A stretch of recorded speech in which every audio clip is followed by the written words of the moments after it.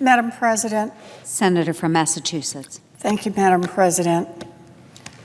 Trailblazer, icon, titan, notorious RBG. Those are just a few of the words that describe the Honorable Justice Ruth Bader Ginsburg, who passed away last Friday. But there is another of Justice Ginsburg's titles that I will always hold dear: friend. As a young mother and a baby law student at Rutgers Law School, I had almost no examples of female lawyers or female law professors. And like so many young women who were trying to do something as seemingly outlandish as going to law school, it was a really lonely undertaking. Ruth was one of the few women that we could see, a woman who had made it, and even better, a woman who was fighting for other women. As I arrived at Rutgers, Ruth had left Rutgers for Columbia Law School, but Rutgers was a small family, and all the women and the men knew about her. She was putting together the Women's Rights Project at the ACLU to give her a way to fight for equality in the courts.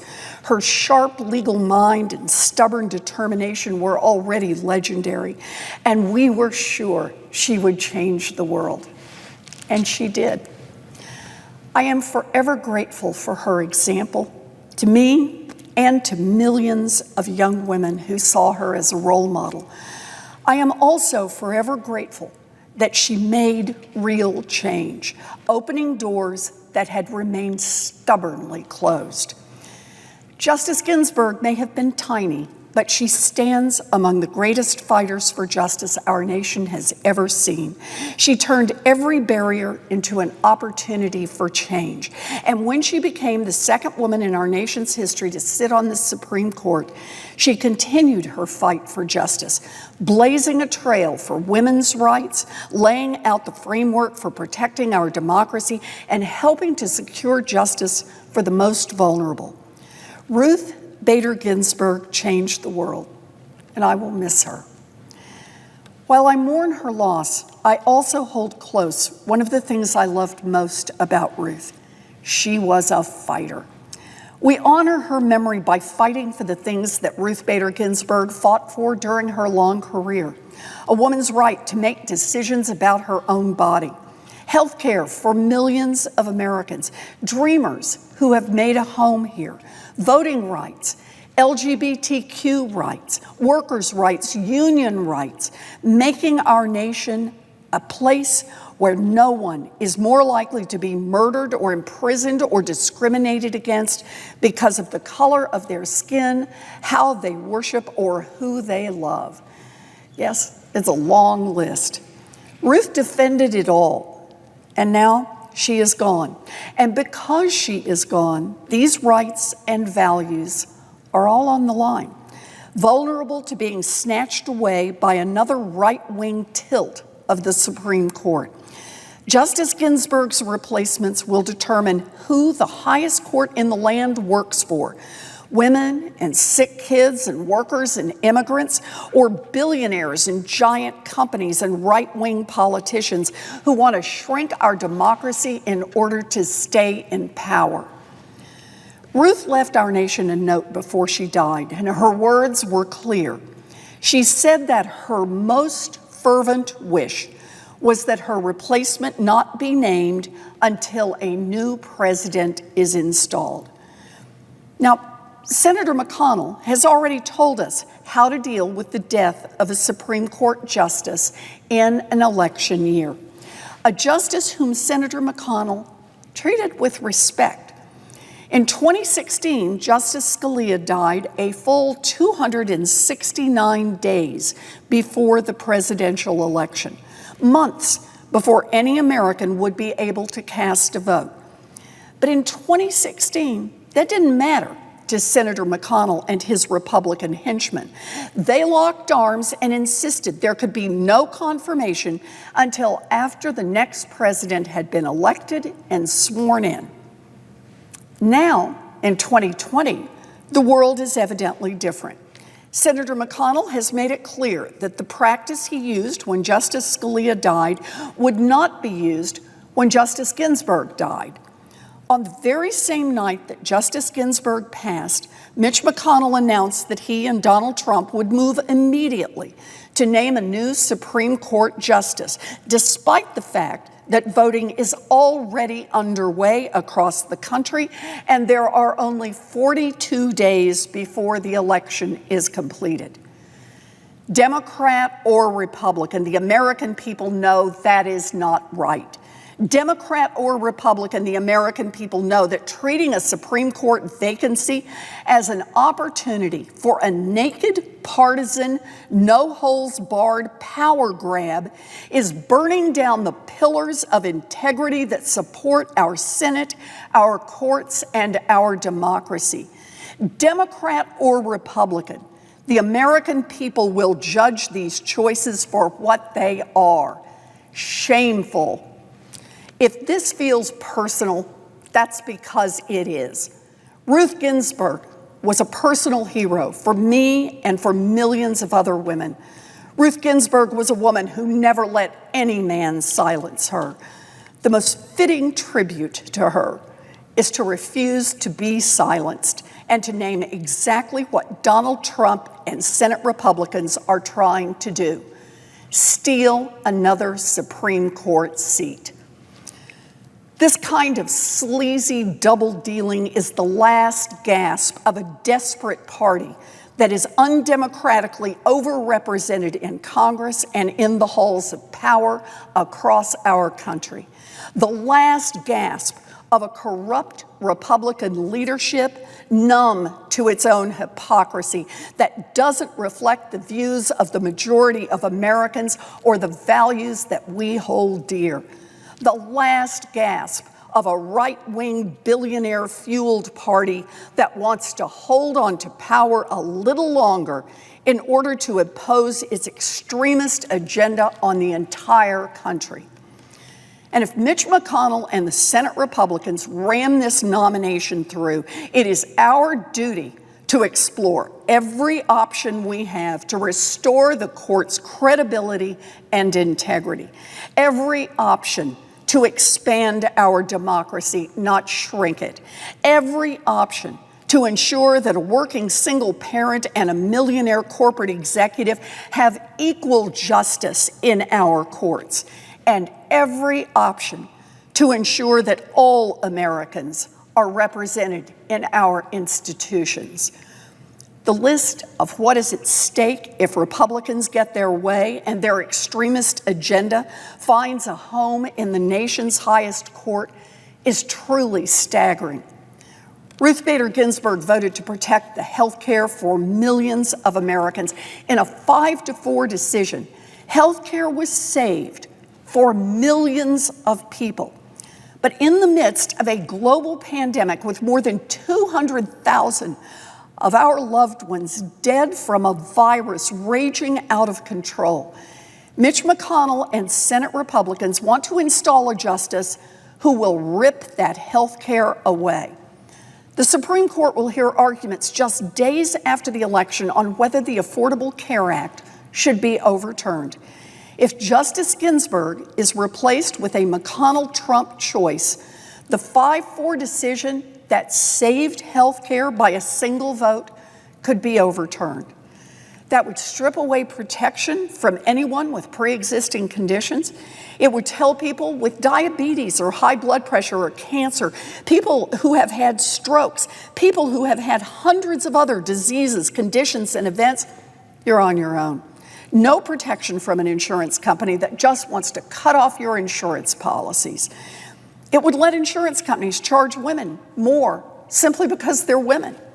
It would end the requirement that insurance companies cover young people up to the age of 26. It would gut Medicaid. And if you are one of the millions of Americans who has had COVID and survived, well, gutting the ACA would allow insurance companies to deny coverage because of it. COVID could become your pre-existing condition. 3 years ago, Mitch McConnell couldn't get the votes to repeal the Affordable Care Act, even in his own Republican-controlled Senate. And why? Because this is not what the American people want. They want access to health care and protection for people with pre-existing conditions. But Mitch McConnell and Donald Trump have a plan B, a plan to advance their right-wing agenda, even if most Americans don't want it. And McConnell and Trump seem to think that if they can steal another Supreme Court seat, they will get it. And there is more at stake. Ruth Bader Ginsburg voted to protect the rights of all women to make their own decisions about their bodies. Just a few months ago, in another 5-4 decision, Ruth Ginsburg's vote was crucial to the Supreme Court overturning a Louisiana law designed to make it harder for women to access abortion care. Trump promised to appoint a Supreme Court justice who will overturn Roe. And his 2 Supreme Court picks have already delivered, agreeing to let Louisiana restrict a woman's right to choose. 19 states now stand ready to gut abortion protections if the Supreme Court overturns Roe. And now, Senator McConnell and Senate Republicans want to hand them one more justice so they can get the job done. Ruth Bader Ginsburg also voted over and over for the principle that American citizens should have an equal right to vote and an equal voice in our democracy. She issued a scathing dissent in Shelby County versus Holder, the Supreme Court decision overturning the part of the Voting Rights Act. As the pandemic continues to sweep the nation, the Supreme Court has blocked attempts to make it easier for Americans to safely cast their vote. Just in April, a 5-4 decision with Justice Ginsburg dissenting, the court reversed a lower federal court's decision to expand the deadline for absentee voting in Wisconsin by 6 days. Republicans know that to stay in power, they need to make it harder for all Americans to participate in the democratic process, and they want a Supreme Court justice who will be committed to rolling back voting rights for decades to come. Ruth Bader Ginsburg understood the threat that climate change poses to our children's and our grandchildren's futures. She joined in the opinion in Massachusetts versus the EPA, another 5-4 ruling, which required the EPA to regulate greenhouse gas emissions from automobiles. The Trump administration and congressional Republicans have actively rolled back regulations that keep our air clean and our water safe, and they are committed to putting another justice on the Supreme Court who will help advance their anti-environment agenda and block any government attempts to tackle the dangers of climate change. Ruth Bader Ginsburg understood the importance of protecting the rights of workers to join together and fight for fair pay and working conditions. In Epic Systems versus Lewis, she joined the minority in a 5-4 decision, dissenting from the court's ruling that employers can ban workers from joining together to demand protections against wage theft and other abuses. A Supreme Court justice handpicked by Trump and McConnell could turn back the clock even more on workers' rights. Throughout her life, Ruth Bader Ginsburg fought for justice and equality for all Americans. And now, Americans across this country are following in Justice Ginsburg's footsteps. Americans are speaking out and demanding change, and they are voting. With a pandemic raging out of control thanks to the incompetence and the corruption of Donald Trump and his Republican enablers, with a battered economy and millions of people out of work, with Americans across the country calling for an end to the systemic racism that has cut short the lives of countless Black men and women, Americans understand now more than ever that this year's elections will determine the direction of our nation for generations to come. Today, Ruth is gone, but her life's work endures. We will honor her with action and channel our grief into change. We are at the cusp of a brighter day in our nation. And this is the moment. We must tap into the reserves that we didn't know we had.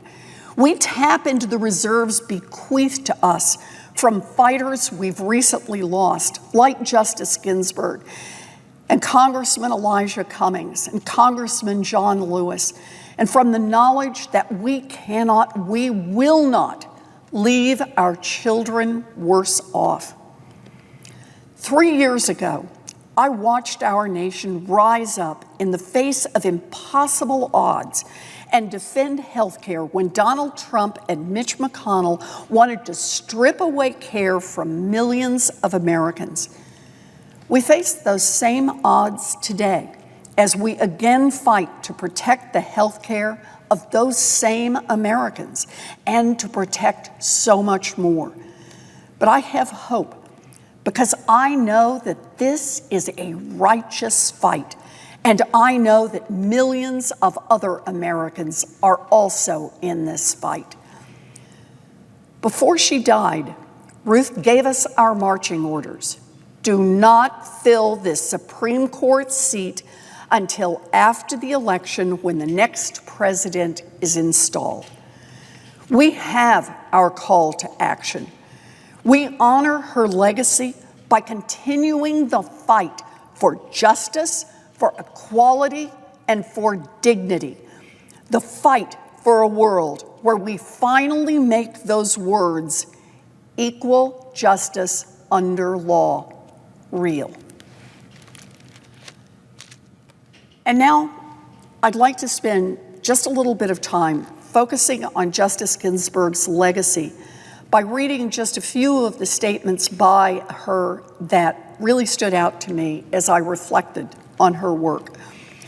At a 2012 symposium to honor the 40th anniversary of Justice Ginsburg being hired as the first woman with full tenure at Columbia Law School, two of Justice Ginsburg's former clerks, Abby Gluck and Jillian Metzger, now both law professors themselves, had a public conversation with their former boss. They asked Justice Ginsburg how she ended up working with the ACLU, which became a major part of her legendary career. And she began her answer by discussing the time that she lived in Sweden. Here's what she said. My eyes were opened up in Sweden. This was 62, 63. Women were about a quarter of the law students there, perhaps 3% in the United States. It was already well accepted that a family should have 2 wage earners. A woman named Eva Moberg wrote a column in the Stockholm Daily paper with the headline, "Why should the woman have 2 jobs and the man only 1?" And the thrust of it was, yes, she is expected to have a paying job, but she should also have dinner on the table at 7, take her children to buy new shoes, to their medical checkups, and all the rest. The notion that he should do more than take out the garbage sparked debates that were very interesting to me. Also, in the months I spent there, a woman came to Sweden from Arizona to have an abortion. Her name was Sherry Finkbein. She had taken thalidomide, and there was a grave risk that the fetus, if it survived, would be terribly deformed. So she came to Sweden, and there was publicity that she was there because she had no access to a legal abortion in her home state. Well, that was at the start of the 1960s. I put it all on a back burner until the late 60s when the women's movement came alive in the United States. My students, then at Rutgers, asked for a course on sex discrimination and the law. I went to the library, and inside a month, I read every federal court decision on gender discrimination. No mean feat at all, because there were so few, so very few.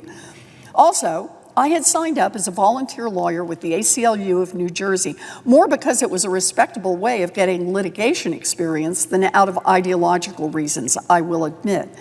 Complaints from women began trickling into the office, new kinds of complaints. For example, women who were school teachers were required to leave the classroom the minute their pregnancy began to show because, after all, the children shouldn't be led to think that their teachers swallowed a watermelon. Anyway, These were women ready, willing, and able to work, but forced out on so-called maternity leave, which meant you're out, and if we want you back, we'll call. Another group of new complainants were women who had blue-collar jobs and wanted the same health insurance package for their family that a man would get. A woman could get health insurance for herself, but she wasn't considered the breadwinner in the family. Only the man got family benefits. And just to indicate the variety, there was a wonderful summer program at Princeton. The National Organization for Women complained about it. Princeton had already become coeducational. The summer program was for students at the end of 6th grade. It was a summer in engineering program. The children came on campus. They had an enriched program in math and science. There was just one problem. It was for boys, not for girls. I should also mention one other complainant. Abby Selden was her name. She was the best tennis player in her Teaneck, New Jersey high school, but she couldn't be on the varsity team. There was no team for girls, and although she could beat all the boys, she couldn't be on their team. So all this was underway. People were lodging complaints. They were either too timid to make before or they were sure they would lose. But in the 1970s, they could become winners because there was a spirit in the land, a growing understanding that the way things had been was not right and should be changed. Yeah, they brought those complaints, and Ruth Ginsburg is one of the people who helped make those changes. Now, as we all know, Justice Ginsburg went on to become one of the fiercest advocates for women's rights our nation has ever seen. On the Supreme Court, Justice Ginsburg became famous for her dissents. She was asked about this, and I think her response is worth sharing. You can let out all the stops when you're a dissenter. I would distinguish two kinds of dissent. There's the great dissent written for the future age, the Brandeis and Holmes free speech dissents around the time of World War I are exemplary. They are the law of the land today. Another kind of dissent aims to prompt immediate action from the legislature. The Lilly Ledbetter case is a recent example. I should tell Lilly Ledbetter's story because some of you may not know it. Lilly Ledbetter worked as an area manager for Goodyear Tire Plant. She was hired in the 1970s, then the only woman doing that job, and was initially paid the same as her male colleagues. Over time, her pay slipped. She might have suspected it, but she didn't know for sure because Goodyear, like most employers, didn't give out its wage records. One day, she found a little slip in her box at the plant. It listed the salaries of the men employed as area managers. Compared to Ledbetter's salary, the disparity was startling, as much as 40%. In the years of her employment at Goodyear, she'd done a pretty good job, earning satisfactory performance ratings, so she thought she had a winnable case. She filed suit and won in the district court, gaining a substantial jury verdict. On appeal, Goodyear argued that Ledbetter sued too late. She should have sued within the 180 days that Title VII says, within 180 days of the discriminatory incident. So if you count back from the very first time her pay slipped, that would have been back in the 1970s. The Supreme Court agreed that her claim was untimely, which meant the jury's verdict for damages was overturned. My dissenting opinion pointed out that a woman in Ledbetter's position, the only woman doing a job up till then done only by men, doesn't want to rock the boat. She is unlikely to complain the first time she suspects something is awry. She will wait until she has a secure case. My opinion suggested that if she had sued the first time her paycheck was lower, had she found out about it, she probably would have lost because the excuse would have been, she doesn't do the job as well as men. But after 20 years, that argument can't be made with a straight face. By then, she has a winnable case. The court's answer, she sued too late. She argued that every paycheck renewed the discrimination, and I agreed. My dissenting opinion concluded, the ball is now in Congress's court to amend Title VII to say what I thought Congress meant all along. Within 2 years, the Lilly Ledbetter Fair Pay Act was passed. It was the first piece of legislation signed by President Obama. And the audience to which my dissent appealed was Congress.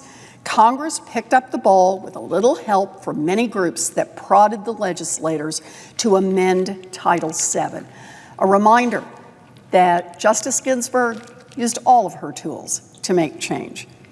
And speaking of dissents, in 2014, Justice Ginsburg was asked about the worst ruling this current court had produced. Her unambiguous answer foreshadows the dangers we face today. This is what she said: "If there was one decision I would overrule, it would be Citizens United. I think the notion that we have all the democracy that money can buy strays so far from what our democracy is supposed to be. So that's number one on my list. Number two would be the part of the healthcare decision that concerns the Commerce Clause. Since 1937, the court has allowed Congress a very free hand in enacting social and economic legislation. I thought that the attempt of the court to intrude on Congress's domain in that area had stopped by the end of the 1930s. Of course, healthcare involves commerce. Perhaps number three would be Shelby County, involving essentially the destruction of the Voting Rights Act. That act had a voluminous legislative history. The bill extending the Voting Rights Act was passed overwhelmingly by both houses, Republicans and Democrats. Everyone was on board. The court's interference with that decision of the political branches seemed to me to be out of order. The court should have respected the legislative judgment. Legislators know much more about elections than the court does. And the same was true of Citizens United. I think members of the legislature, people who have to run for office, know the connection between money and influence on what laws get passed. And one last note. Almost a year later, Justice Ginsburg's opinion hadn't changed. Let me read from a New York Times report about the remarks she delivered at Duke Law School. In expansive remarks on Wednesday evening, Justice Ruth Bader Ginsburg named, quote, the most disappointing, close quote, Supreme Court decision in her 22-year tenure, discussed the future of the death penalty and abortion rights, and talked about her love of opera, and even betrayed a passing interest in rap music. The court's worst blunder, she said, was its 2010 decision in Citizens United, quote, because of what has happened to elections in the United States and the huge amount of money it takes to run for office. She was in dissent in the 5-4 decision. The evening was sponsored by Duke University School of Law, and Justice Ginsburg answered questions from Neil S. Siegel, a professor there, and from students and alumni. Echoing a dissent last month, she suggested that she was prepared to vote to strike down the death penalty, saying that the capital justice system is riddled with errors, plagued by bad lawyers, and subject to racial and geographic disparities. She added that she despaired over the state of abortion rights. Quote, reproductive freedom is in a sorry situation in the United States, she said. Poor women don't have a choice. That was our Ruth Ginsburg. Concerned to the very end about how law affects all of the people it touches. Ruthie, we will miss you. Madam President, I yield the floor.